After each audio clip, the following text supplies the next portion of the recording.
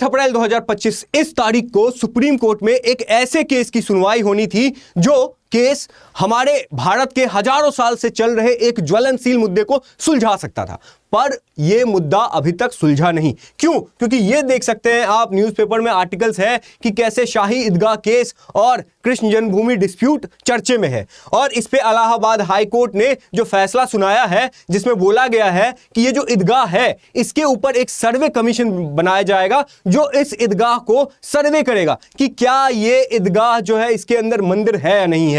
उसके बाद जो हिंदू पक्ष है ये हाईकोर्ट में गए, हाईकोर्ट ने इनकी सुन ली। उसके बाद जो मुस्लिम पक्ष के लोग हैं ये सुप्रीम कोर्ट गए, और फिर जब मुस्लिम पक्ष के लोग सुप्रीम कोर्ट गए तो सुप्रीम कोर्ट ने इस हाईकोर्ट के इलाहाबाद हाईकोर्ट के ऑर्डर को पे स्टे लगा दिया, और उसी का जो डिसीजन है, हियरिंग थी, वो 8 अप्रैल 2025 को होनी थी।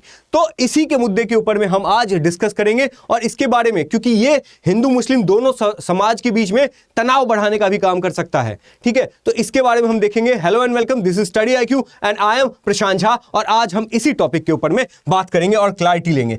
तो सबसे पहले ये कॉन्टेक्स्ट तो समझ में आ गया कि भैया इलाहाबाद हाईकोर्ट ने मंदिर के ऊपर जो एक ढांचा स्ट्रक्चर है मस्जिद का, शाही ईदगाह मस्जिद का, तो हिंदू पक्ष कह रहे हैं कि अब ये इसे हटा दो, इसके ऊपर ना मंदिर बनना चाहिए, ठीक है। तो इसीलिए वो लोग इलाहाबाद हाईकोर्ट गए, तो इलाहाबाद हाईकोर्ट जो है वो सर्वे करने का ऑर्डर देती है, जिसकी वजह से मुस्लिम पक्ष परेशान होते हैं, और वो सुप्रीम कोर्ट जाते हैं। सुप्रीम कोर्ट बोलती है कि ये जो आप टेंपल है और उसके लिए जो आपने कमीशन बनाई ये वेग है, तो इसीलिए इस पे स्टे लग जाता है, और इसकी हियरिंग जो है वो 8 तारीख को होनी थी। तो फटाफट चलते हैं। देखिए ये जो मुद्दा है ये क्या है, तो एक मंदिर है, बेसिकली एक मंदिर है मथुरा का, और उस मथुरा के मंदिर में मंदिर से सटा हुआ जो है एक मस्जिद भी है। तो हिंदू पक्ष कहते हैं कि ये जो मस्जिद है वो गलत तरीके से यहाँ पे बनाया गया है। कुछ लोग कहते हैं कि औरंगजेब के द्वारा इस मंदिर को तुड़वाया गया था और उसके बाद उसके ऊपर मंदिर बनाया गया था। तो यही मुद्दा जो है वो भारत की आज़ादी से पहले अभी तक चल रहा है।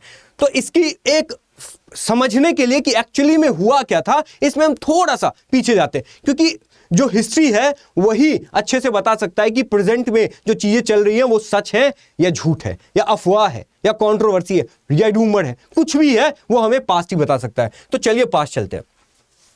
देखिए ऐसा माना जाता है कि 6th सेंचुरी BC में इस मंदिर का निर्माण हुआ था। जो कथित मंदिर है वो 6th सेंचुरी BC में इसका निर्माण हुआ था। उसके बाद पर्शिया से इस्लामिक इन्वेजन हुआ, उसमें जो गजनी आए, कासिम आया, बहुत सारे लोग आए, वो हमारे जो भारत जो उस टाइम पे सोने की चिड़िया थी, एंड सच में सोने की चिड़िया थी, तो उसके वैभव को उन्होंने खतरनाक तरीके से लूटा, और इवन उनके वैभव को लूटा ही नहीं, जो चकाचौंध था उनसे बर्दाश्त नहीं हुआ, और फिर उन्होंने बहुत सारे मंदिर, चाहे वो सोमनाथ का मंदिर हो, चाहे भारत के किसी भी राज्य में आप चले जाओ, कोई ना कोई एक मंदिर होगा जिसके ऊपर उनका आक्रमण हुआ था। और उसके बाद इसी जहाँ पे जो मंदिर सबका श्रृंखला है जिसपे जो इस्लामिक इन्वेजर ने अटैक किया था, इन्वेड किया था, तो उन्होंने बहुत सारी मंदिर तुड़वाई थी, तो उसी में एक मथुरा का वही मंदिर है। उसके बाद क्या होता है कि बहुत सारे राजाओं ने इसको पुनर्निर्माण कराया था, बट 1618 में ओरछा के राजा वीर सिंह जो है वो इस मंदिर का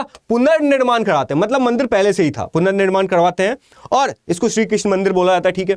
उसके बाद क्या होता है कि ये 1670 में औरंगजेब ने जो इस मंदिर को मतलब तोड़ दिया था। क्यों तोड़ा था भाई, इसके पीछे का क्या कॉन्सेप्ट है, तो मैं जो यहां पे आपको बता रहा हूं, मैं अपनी ओपिनियन नहीं बता रहा हूं, मैं आपको सारे न्यूज़पेपर्स के एनालिसिस को, जो भी बुक्स हैं, जो भी डिस्क्रिप्शन में ये सब जो भी मैं बता रहा हूं, बुक्स हो, न्यूज़पेपर हो, सबका लिंक आपको डिस्क्रिप्शन में मिल जाएगा, आप वहां से चेक कर सकते हैं। तो ये जो बुक है, इस बुक में मेंशन है, ये बुक क्या, Aurangzeb the man and the myth, ये ऑड्रे ट्रस्के ने इस बुक को लिखा था। इस बुक के हिसाब से जो औरंगजेब है, ये औरंगजेब जो है ये क्या करते हैं, जब जाटों के साथ इनकी लड़ाई होती है, तो जाटों के लीडर होते हैं गोकुल, तो इन जाटों के साथ अपनी सेना को औरंगजेब भेजते हैं, और जब सेना उनकी जाटों के साथ लड़ती है तो उसी लड़ाई के दौरान जो उनका मुगल का जो कमांडर होता है अब्दुल नबी खान, ये जो है ये मर जाता है, जिसकी वजह से जो औरंगजेब है वो और ज्यादा गुस्से में आ जाता है, और उसके बाद वो अपनी आर्मी को खुद लीड कर रहा होता है जाटों के विरुद्ध, और फिर गोकुल जो जाटों का लीडर होता है उसको हराता है, और जो जाटों का सपोर्ट कर रहे थे वो मथुरा के लोग थे। तो औरंगजेब को मथुरा के लोगों को सबक सिखाना था, इसीलिए उन पूरे मथुरा की जो सबसे फेमस मंदिर थी उस मंदिर को इस बुक के अकॉर्डिंग औरंगजेब ने तोड़ा और फिर उसके ऊपर एक मस्जिद का निर्माण कराया। तो ये एक औरंगजेब का संक्षिप्त इस बुक में स्टोरी है। अब देखो, कुछ लोग बोलते हैं कि ये जब इस्लामिक इन्वेजन हुआ था मोहम्मद गजनवी के टाइम पे, गजनी के जो प्राइवेट सेक्रेटरी थे अल उतबी, उन्होंने एक बुक लिखा था, किताब लिखा था जिसका नाम है तारीख यामिनी। उसमें उन्होंने इस मंदिर का जिक्र किया था, जो ये मंदिर है, इस मंदिर का जिक्र किया था कि ये एक बहुत सुंदर मंदिर था, इसको बहुत पहले से ही बहुत मतलब उसका स्टोन का कलर क्या था, वो मंदिर कैसा था दिखने में, सब कुछ का डिस्क्रिप्शन अल उतबी ने अपने किताब में लिखा था। और उसने यहां तक बोला था कि लगता है कि इस मंदिर का निर्माण किसी इंसान ने नहीं, एक जीनी ने की होगी। तो ये चीजें बात हो रही थी। उसके बाद औरंगजेब आया, औरंगजेब जो है वो अपने हिसाब से यहाँ पे काम कराता है इस बुक के अकॉर्डिंग। उसके बाद क्या होता है, तो उसके बाद जब औरंगजेब मर जाता है तो उसके बाद मराठाओं का जो शासन है वो मजबूत होता है, और फिर मराठा क्या करते हैं, गोवर्धन की लड़ाई होती है और मराठा जो है वो पूरे मथुरा को अपने अंडर ले लेते हैं।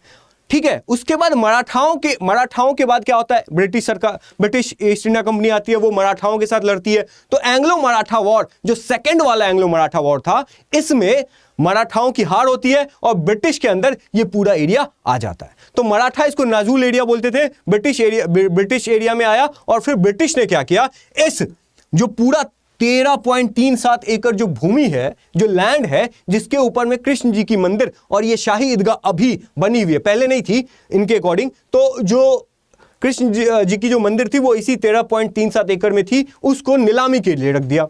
तो नीलामी में जो बनारस के राजा पटनीमल थे, उन्होंने इस जमीन को खरीद लिया। ठीक है भैया, लेकिन मुस्लिमों ने, जो मुस्लिम पक्ष के लोग हैं, इन्होंने ऐतराज जताया कि ये जो लैंड है ये पटनीमल को नहीं मिलना चाहिए। ठीक है, उसके बाद जब इसके ऊपर बहुत ज्यादा विवाद होता है तो अंग्रेज इसको क्या करते हैं, इसको कोर्ट ऑफ वॉर्ड्स के अंदर रख लेते हैं। कोर्ट ऑफ वॉर्ड्स के अंदर मतलब एक तरह से सरकार के अंदर रहेगा, क्योंकि ये विवादित जमीन है। ठीक है, उसके बाद इसको कलेक्टर के द्वारा ये कर दिया जाता है कि हाँ भाई कलेक्टर ही इसके ऊपर देखेगा। उसके बाद क्या होता है, 1920 में मुसलमानों द्वारा ये जो सिविल केस है वो दायर की जाती है, और ये ऐसा बोला जाता है कि ये जो विवादित भूमि है वो मस्जिद की नहीं, उस केस में ये बोला जाता है कि ये जो विवादित भूमि है ये मस्जिद की नहीं, ये हिंदू की है। और फिर 1928 में ये राय किशन दास द्वारा फिर से केस होता है, और उस केस में भी ये बोला जाता है कि ये भूमि राजा पटनीमल और उनके उत्तराधिकारी के अंडर आएगा, उनके ओनरशिप के अंडर आएगा। मतलब यहां तक हिंदू पक्ष के सपोर्ट में जो है वो केस चल रहा था। फिर उसके बाद फिर से एक बार 1932 में केस होता है, जिसमें फिर से ये बात रिपीट की जाती है।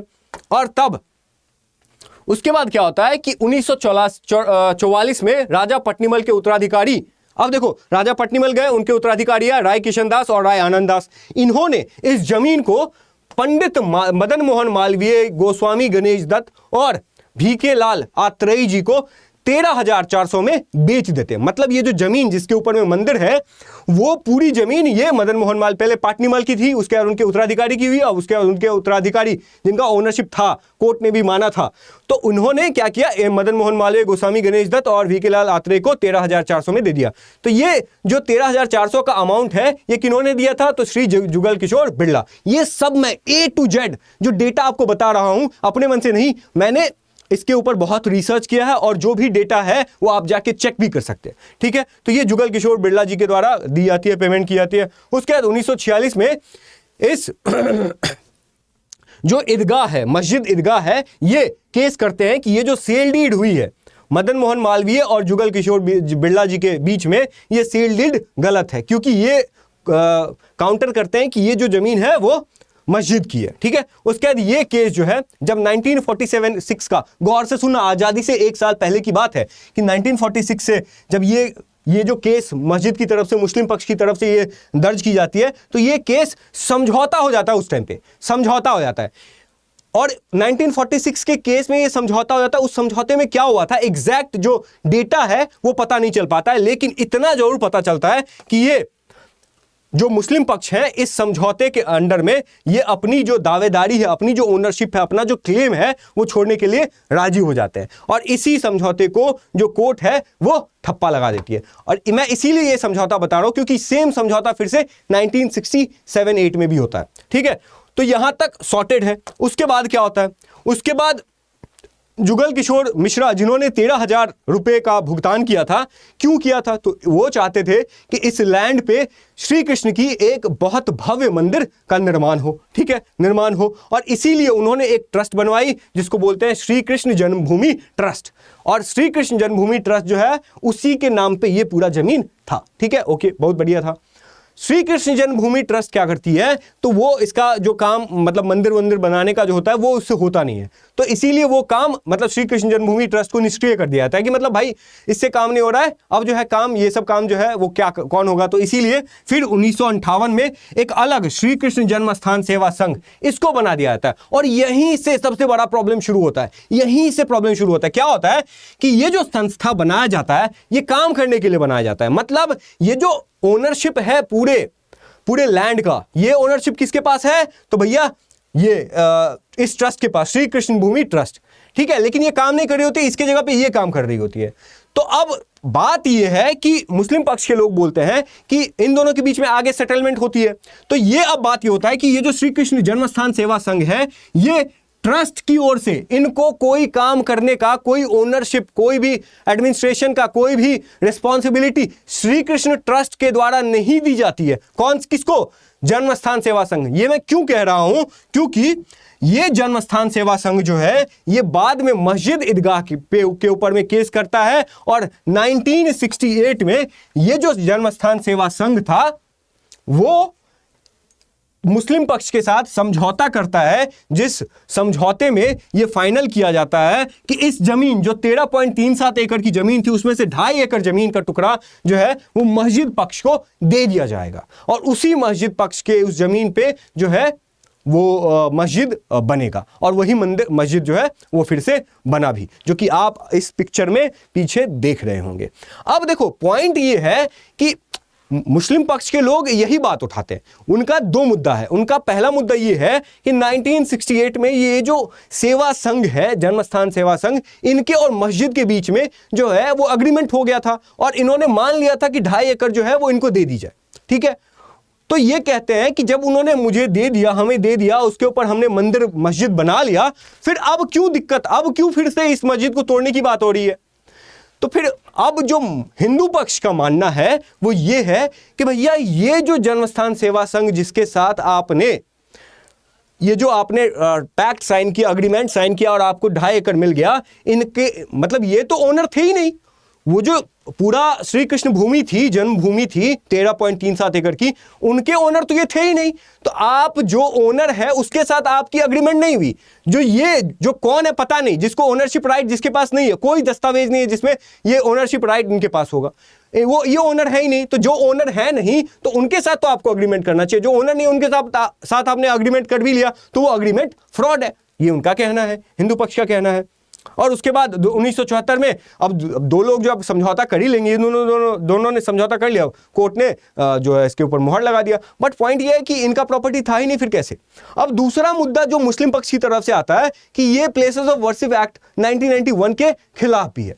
अब वो कहते हैं कि प्लेसेस ऑफ वर्शिप एक्ट 1991 जो ये क्या था, तो ये जो एक्ट है इसमें यह बोला गया था कि 15 अगस्त 1947 में जो भी स्ट्रक्चर, अगर वो मंदिर है तो मंदिर ही रहेगा, मस्जिद है तो मस्जिद ही रहेगा, कोई भी उसको चेंज नहीं कर सकता, और कोई भी इंसान कोर्ट में केस नहीं फाइल कर सकता है कि वो उस कैरेक्टर को चेंज करना है, ठीक है, ये बात होगी। बट जो हिंदू पक्ष का कहना है वो कहते हैं कि भैया हम ये जो प्लेसेस ऑफ वर्शिप एक्ट है इसमें बोला गया है कि जो मंदिर है वो जो मस्जिद है, हम कह रहे हैं कि ये मंदिर मस्जिद का झगड़ा है ही नहीं, ये सिविल डिस्प्यूट है, ये प्रॉपर्टी का खेला है, ये प्रॉपर्टी का डिस्प्यूट है, और प्रॉपर्टी जो है वो गलत तरीके से दूसरे के हाथों में दे दिया गया, इसके खिलाफ ये केस चल रहा है। तो इसीलिए हिंदू और मुस्लिम पक्ष के जो लोग हैं इनके बीच में तनाव है। अब वो प्लेसेस ऑफ वर्शिप एक्ट को भी चैलेंज करते हैं। वो कहते हैं कि कैरेक्टर नहीं चेंज होना चाहिए, बट जिसका कैरेक्टर, ये जो मस्जिद है इसके नीचे मतलब हिंदू मंदिर का जो प्रेजेंस है वो पाया जाता है, कि मतलब हिंदू मंदिर के जो साक्ष्य हैं वो पाए जाते हैं। तो बोलते हैं कि इस मस्जिद का ही कैरेक्टर टेंपल है, तो ये टेंपल को फिर मस्जिद में जो कन्वर्ट कर दिया गया, ये कन्वर्जन रोकना चाहिए। तो इसीलिए प्लेसेस ऑफ वर्शिप एक्ट को वो अपने एंड से चैलेंज करने की कोशिश करते हैं। अब देखते हैं हम क्या होता है यहाँ पे। अब देखिए हिंदू पक्ष का क्या कहना है, तो वो बोलते हैं कि वर्तमान में जो मैं बात कर रहा था कि वर्तमान भवन में एक कुछ ऐसे चिन्ह मिलते हैं, ये हिंदू पक्ष के नेता हैं, और ऐसे चिन्ह मिलते हैं जैसे कि जो टेंपल है उसके छत पे जो स्ट्रक्चर, जो मस्जिद वाला स्ट्रक्चर है उसके छत पे कलश है शिखर के ऊपर में, और जो हिंदू मतलब हिंदू मान्यता में कलश जो है वो बहुत पवित्र माना जाता है। उसके बाद मुख्य द्वार पे कमल के आकार वाला स्तंभ है, मतलब जो मेन गेट होता है उसके ऊपर कमल वाला फूल है, और उसके बाद जो शेषनाग की आकृति बनी हुई है, उसके बाद जो खंभ है उनके ऊपर हिंदू स्ट्रक्चर जैसा, हिंदू प्रतीक जैसा कुछ ये किया जाता है, और ये सब इस्लाम में कहीं भी फॉलो नहीं की जाती है, ये सिर्फ हिंदू रिलीजन में ही फॉलो की जाती है। तो इनके साक्ष्य के हिसाब से ये जो स्ट्रक्चर पाया जाता है, ये खैर टेंपल अलग मुद्दा है, इसके बारे में नहीं। तो ये जो कृष्ण जन्मभूमि वाला टेंपल है, मतलब मस्जिद है उसके बगल में, तो इनमें ये पाया जाता है, तो इसीलिए इसका जो कैरेक्टर है वो तो हमेशा से हिंदू ही वाला ही रहा है, टेंपल वाला ही रहा है, तो हम इसको बदलने का कहां बात कर रहे हैं, हम तो यही बोल रहे हैं ना जो कैरेक्टर था उसको ठीक से रखो। तो ये इनका कहना है। उसके बाद हिंदू पक्ष का कहना है कि वास्तविक तथ्य कोर्ट के सामने तभी, मतलब कि जो कोर्ट है इनके पास प्रूफ कैसे आएगा, इनको पता कैसे चलेगा कि ये मंदिर था या मस्जिद है। आप ऊपर से गुंबद दिख रहा है लेकिन ये है क्या, ये जब आप अंदर जाओगे वहां पे साक्ष्य इकट्ठे करोगे तभी तो आपको मिलेगा। तो इसीलिए इन्होंने हाईकोर्ट से ये एक्सपेक्ट किया था कि इस एक सर्वे कमीशन बनाओ जो मस्जिद जा करके जो सर्वे करेगी, जो प्रूफ है, मटेरियल है वो इकट्ठा करेगी कि ये जो स्तंभ था कमल का फूल है या नहीं है, चाहे उसमें शेषनाग का वो प्रतीक है या नहीं है। तो ये सब जब वहां पे जाएगी सर्वे कमीशन तभी करेगी। बट मुस्लिम पक्ष का क्या कहना है, मुस्लिम पक्ष का कहना है कि ये जो भी हाईकोर्ट से उन्होंने डिमांड किया था, अभी तक हाईकोर्ट तक ही ये बात, अभी सुप्रीम कोर्ट की बात नहीं आई है, हाईकोर्ट की बात हो रही है। हाईकोर्ट में इन्होंने बोला कि ये सब है इसीलिए सर्वे कमीशन बनाया जाए हिंदू पक्ष की तरफ से। मुस्लिम पक्ष इसका विरोध करते हैं, वो बोलते हैं कि ये सब जो है वो निरीक्षण की आवश्यकता नहीं है, कि आपको वहां जाकर के निरीक्षण करने की जरूरत नहीं है। आई डोंट नो ये क्यों बोल रहे हैं, ये केवल प्रमाण संग्रह। ये बोलते हैं कि हिंदू पक्ष के पास कोई सबूत नहीं है, इसीलिए वो चाहते हैं कि सर्वे कमीशन जाए और सबूत इकट्ठा हो। उसके बाद उनका यह भी कहना है कि अगर ये जो ईदगाह है वो 13 एकड़ जमीन जो है, जो मतलब जो मस्जिद है, और जो हिंदू पक्ष के द्वारा 13.37 एकड़ जमीन की बात हो रही है, इनका कहना है कि जो मस्जिद है वो इस 13.37 एकड़ के बाहर है, मतलब इस परिसर में नहीं है जो ये क्लेम कर रहे हैं। उसके बाद उनका यह भी कहना है कि कोर्ट के माध्यम से ये मतलब प्रूफ इकट्ठा कर रहे हैं, और ये इनका जो भी अजम्पशन है कि शेषनाग की आकृति है या नहीं है, चाहे हिंदू प्रतीक है या नहीं है, ये सब काल्पनिक है। अब हिंदू पक्ष कहती है कि भैया अगर काल्पनिक है तो हमारी बात सुन लो, जाके देख लो कि अनुमान मैंने अपने इमेजिनेशन से बोला है या रियलिटी है, और ये तभी पता चल पाएगा जब सर्वे कमीशन वहां जाएगा। अब देखो सीपीसी में क्या लिखा हुआ है। अब ये जो हिंदू पक्ष डिमांड कर रहे हैं कि वहां जाके कमीशन बैठाना चाहिए, सर्वे होना चाहिए, क्या ये चीज हो सकता है? तो देखो ये सीपीसी क्या कर रही है, क्या कह रही है, तो 26 ऑर्डर में रूल नंबर 9, रूल नंबर 10 क्या कहता है कि जब कोर्ट को ये लगता है कि विशेष जानकारी की जरूरत है, तो वो एक व्यक्ति को कमीशन, मतलब एक कमीशन बना सकती है जो वहां पे जाकर के निरीक्षण करेगा और देखेगा कि वहां पे एक्चुअली में प्रूफ में मतलब उनके पास सबूत क्या है। जानकारी अगर चाहिए होगा तो वो कमीशन बनाएगा, वो कमीशन वहां जाएगा, सर्वे करेगा और फिर फाइंड आउट करेगा, और उसका जो सर्वे का जो रिपोर्ट है वो न्यायालय में पेश किया जाएगा, और फिर उसके हिसाब से डिसीजन लिया जाएगा कि ये चीज होना चाहिए या नहीं। तो हिंदू पक्ष के जो अधिवक्ता है विष्णु शंकर जैन, उन्होंने कहा कि ये जो अगर सर्वे होगा इसमें मुस्लिम पक्ष भी पार्टिसिपेट कर सकता है। जो सर्वे का फैसला आएगा, जो सर्वेयर होंगे उनसे आप काउंटर क्वेश्चन भी कर सकते हैं अगर आपको डाउट लग रहा है तो, और वे निरीक्षण में भाग ले सकते हैं, रिपोर्ट पर आपत्ति दर्ज कर सकते हैं। वो ये बोल सकते हैं कि अगर सर्वे हुआ है तो ये इसके ऊपर अपील भी कर सकते हैं, उसके बाद क्रॉस क्वेश्चन भी कर सकते हैं, ठीक है। और इसके बाद रिपोर्ट का साक्ष्य का भाग तो बनेगी लेकिन अंतिम नहीं होगी। मतलब यह है कि जो रिपोर्ट लाया जाएगा वो फाइनल नहीं होगा। अब रिपोर्ट जो है वो सुप्रीम कोर्ट देखेगी, अपनी कमीशन की बात माननी होगी नहीं होगी ये देखेगी। अब देखो, अब ये तो बात हो गई कोर्ट केसेस की कि इलाहाबाद में हिंदू पक्ष ने डिमांड की कि भैया एक कमीशन बनाओ, इलाहाबाद कोर्ट ने कमीशन बना भी दिया। अब उसके बाद कमीशन बना दिया तो मुस्लिम पक्ष के जो लोग हैं इन्होंने इस कमीशन बनाने के ऊपर में आपत्ति जताई कि आप कमीशन बना करके आप मस्जिद के अंदर जा करके छेड़छाड़ नहीं कर सकते हैं। तो यह इलाहाबाद हाई कोर्ट को की इस फैसले की वजह से मुस्लिम पक्ष ने सुप्रीम कोर्ट में अपील की। अब सुप्रीम कोर्ट जो है वो 8 अप्रैल को फैसला सुनाने वाली थी, बट अभी तक इसकी कोई जानकारी नहीं आई कि ये क्या इसका रिपोर्ट आया है। बट उम्मीद यही है कि सुप्रीम कोर्ट ने अभी तक स्टे लगाया है और इसके बारे में जो भी जानकारी आएगी वो मैं आपको बताता रहूँगा। बट सर्वे कमीशन जो है वो मुझे लगता है कि बन ही जाएगा, इसीलिए क्योंकि ये जो मुद्दा है वो बहुत आस्था, न्याय और बहुत दिन से चलने वाला एक ज्वलंत मुद्दा है। तो इसका जो फैसला होना चाहिए वो यही कि प्रूफ के आधार पे होना चाहिए। जो मुस्लिम पक्ष है वो कह रही है कि प्रूफ इकट्ठा नहीं करेंगे, पर क्यों नहीं करेंगे आपको बताना होगा, तो इसीलिए वो डिमांड कर रहे हैं और आई होप कि ये चीज़ इस चीज़ का सॉर्ट आउट हो जाए। बट जो पॉइंट ये है कि बहुत लोगों ने कृष्ण और राम जैसे जो हमारे माइथोलॉजी जो हमारे हिंदू धर्म में है उनको क्वेश्चन भी किया है कि ये है भी कि नहीं है। तो अब अगर ये चीज़ प्रूफ हो जाएगा कि कृष्ण जो है वो फिक्शनल कैरेक्टर है, फिर तो पूरा टेम्पल वाला ही जो मुद्दा है वही सुलझ जाएगा। तो इसके लिए मैंने जो कुछ साक्ष्य इकट्ठे किए हैं, चाहे वो हमारे वेद हों, चाहे जो जिसका एक्चुअली में ये किया गया कि वेद बहुत साल पुराने हैं, तो उसमें भी मेंशन है कृष्ण जी के बारे में। उसके बाद ये बहुत पहले की बात नहीं है, ये आपको जब टैवर्नियर आए थे, जब एम्परर औरंगजेब, जो औरंगजेब हैं, इन्होंने जब मंदिर को ध्वस्त किया था, तो इससे 20 साल पहले एक जीन बैप्टाइस्ट टैवर्नियर आए थे जिन्होंने इस मंदिर के बारे में, जो मथुरा की मंदिर है, उस मंदिर के बारे में जिक्र किया था कि ये जगन्नाथपुरी और काशी के मंदिर के बाद ये बहुत भव्य मंदिर है। इतना बड़ा मंदिर है कि ये 1.8 किलोमीटर मतलब 2 किलोमीटर पहले से ये मंदिर दिख जाता है। इतना विशाल, इतना मैग्निफिसेंट है। और इन्होंने इसके कौन से स्टोन से ये मंदिर बना था ये भी बताया है। और ये अगर एग्जैक्ट आप देखेंगे तो सेम इसी मंदिर के बारे में बात हो रही थी। उसके बाद ये बुक है जो इन्होंने लिखा है, जिसमें इन्होंने ये बताया है कि ये जो जीसस प्रीस्ट हैं, फादर एंटोनियो मोंजरेट, इन्होंने भी ये अकबर के टाइम पे जब इंडिया आए थे तो अकबर के टाइम पर ही इन्होंने इस मंदिर के बारे में बताया था। पिरामिडिकल स्टाइल है, कौन कौन से किस आकृति में बनाया गया था, टेम्पल का एग्जिस्टेंस कहाँ है, कितने दूरी पे बसा हुआ है, ये सब इन्होंने बताया था। और ये आए कब थे? तो ये अकबर के टाइम पे आए थे। तो कहीं ना कहीं इससे ये चीज़ लगता है कि मंदिर तो था और मंदिर को तोड़ा भी गया। बट पॉइंट ये है, अब ये कोर्ट डिसाइड करेगी कि ये जो प्लेसेस ऑफ वर्शिप एक्ट है, ये जो प्लेसेस ऑफ वर्शिप एक्ट है, क्या ये मस्जिद को तोड़ करके मंदिर वापस से बनाना ये प्लेसेस ऑफ वर्शिप एक्ट को काउंटर करता है? और बहुत सारे लोग जो प्लेसेस ऑफ वर्शिप एक्ट पे ही सवाल उठा रहे हैं कि ये वैलिडिटी सही नहीं है, ये सही काम नहीं है, क्योंकि हमें रिलीजियस फ्रीडम है और ये हमारा फंडामेंटल राइट है, तो हम इसके लिए हम कोर्ट जा सकते हैं। तो ये प्लेसेस ऑफ वर्शिप एक्ट को ही बहुत सारे लोग चैलेंज कर रहे हैं।